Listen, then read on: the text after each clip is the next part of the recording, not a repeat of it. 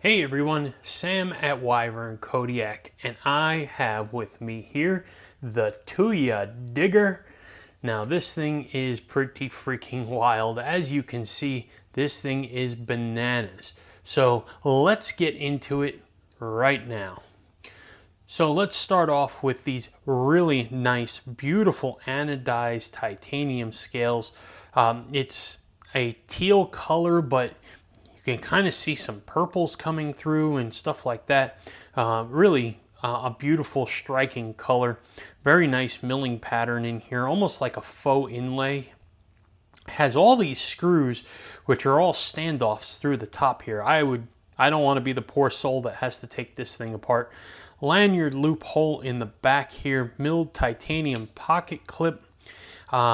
It is a frame lock with the lock bar relief cut on the inside. You've got a front flipper, a rear flipper, thumb studs, which are massive, and there's a story behind this knife a little bit. So really cool piece here. And as you can see here as well is the blade to handle ratio. I mean, this thing is right to the end here. So design on this, they did an outstanding job, not killing it with any dead space there. So really nice. Opening this thing up, you can see that it has this gorgeous black PVD blade, which is in S90V. It has a very tall flat grind with a cool swedge on it, cleaver style, and it's got the thumb studs have that jimping all the way around the bottom of it, so that is a cool feature as well. So little story behind this knife. It is designed by Happy as Larry. Gentleman's name is Jake. He is out of Australia. And this knife is a nod to the ANZAC, ANZAC, ANZAC troops, which are the Australian and New Zealand Army Corps, is what that stands for. They were a group of soldiers in World War I. And these thumb studs are reminiscent of emu eyes. So the reason why emu, so the ANZAC troops wore something called a slouch hat, which, by the way, the handle is actually fits the profile of the slouch hat, and on one side of it they wore an emu feather. So when Jake saw that and he wanted to pay homage to the troops there, the ANZAC troops, and he put this together. So cool little backstory on that. Real quick, we'll do some specs on this. We're looking at, and it's a monster, 8.9 inches overall. The blade comes in at 3.9 inches, and it weighs 5.6 ounces. We'll do some size comparisons. I'm going to use a few different things today because of the size of this thing. So we have a Growler XL, which is going to be a little bit bigger, but not by much. But you can see, if you're familiar with the Growler XL, you can see the size difference there. And then we'll use something a little smaller, and we're going to go with the EMP EDC Nimble X.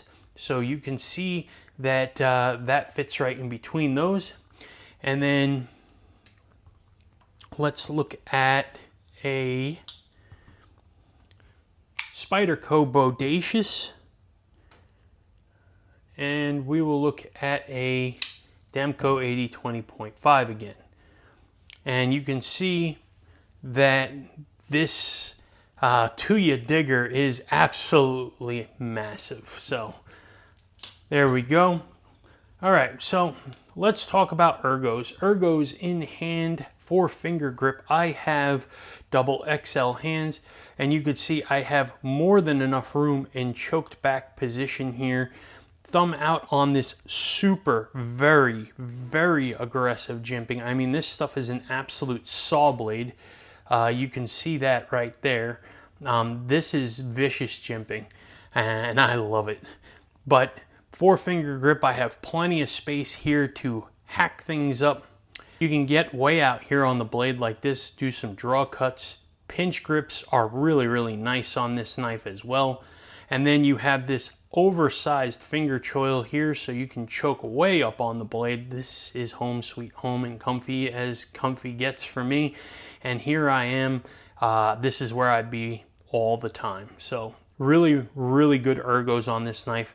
It's a wild looking knife, I give you that, but overall this knife is very, very reasonable in its use and its usability. So I don't see anything wrong with that whatsoever, but this is a very cool grip.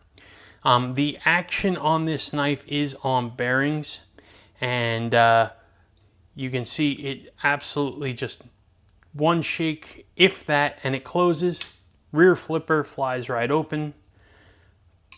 Close thumb stud works great on from the thumb. It also works great from the reverse flick. And the front flipper, whoops, I swung and missed. The front flipper works outstanding as well. So all modes of actuation on this knife are absolutely spectacular. And you can see here the profile. I mean, there's as much blade sticking out as there is handle here. So that's a pretty wild and funky profile on this thing. And you know, I just like different. And to be honest with you, I'm kind of a big fan of this knife right now. It is really, really wild. Now, I'm just trying not to drop this blade right on my thumb and cut myself, to be honest with you. So let's check the pocket clip on here. So from a side angle, it has a nice long, deep ramp on here. Looks like it should be pretty decent, though it will be a very wide beam in the pocket, but let's check this thing out here. So we're going to pull out the test pants. And for those of you new to the channel, these are medium thickness jeans. I'm going to take the knife, put it in the pocket to see how easy this pocket clip goes into the pocket, how good the retention is, how easy it comes out of the pocket, and any long-term damage or fraying it does to the edges and seams of the pocket. So let's get into this. All right, we're in position, little pressure, not even much, and it drops in. It's less than 1/4 of an inch sticking out the top, so pretty deep carry. I would say it doesn't look like it would be deep carry, but it sits very far in the pocket, which is really, really cool. But again, I mean, this is your profile, so I mean, it's taking up half your pocket in there. It does take up a bunch of space because of how tall this knife is. But it is got a great clip on it. The retention on this thing is very, very good. No issues whatsoever, not going anywhere. And then let's take this out of the pocket here. And the out of the pocket's just as good as in the pocket. I would absolutely say that this knife gives A+ on the pocket clip. It is a fantastic pocket clip. So yeah, there's a lot to really, really like about this knife. And other than it being completely wild and crazy and very large, there's not a whole lot that I don't like about this knife. As a matter of fact, come to think of it, there's nothing I don't like about this knife. The ergonomics are great, the jimping is fantastic, and there's lots of it. There are multiple spots to move up to, get into. The profile is wild and different. The deployment is easy. The action's outstanding. And, you know, S90V, Tuya makes a great S90V steel, or they do a great job with their S90V steel, I should say. So, you know, this is a fantastic knife, and I really, really like it, and I think that they did an outstanding job on it. So, have you folks ever seen anything quite cuckoo like this before from Tuya, or anybody else for that matter? And what do you think about this? Would you EDC this knife? Would you carry this knife, use this knife? Would you want to check this one out? So, drop me a comment. Let me know what you think. I'd love to hear from you. And then do me a favor while you're at it. Subscribe to the channel if you're not subscribed already. Follow us on Instagram at wyvernkodiak. And check out our website, wyvernkodiak.com. Sign up for the newsletter.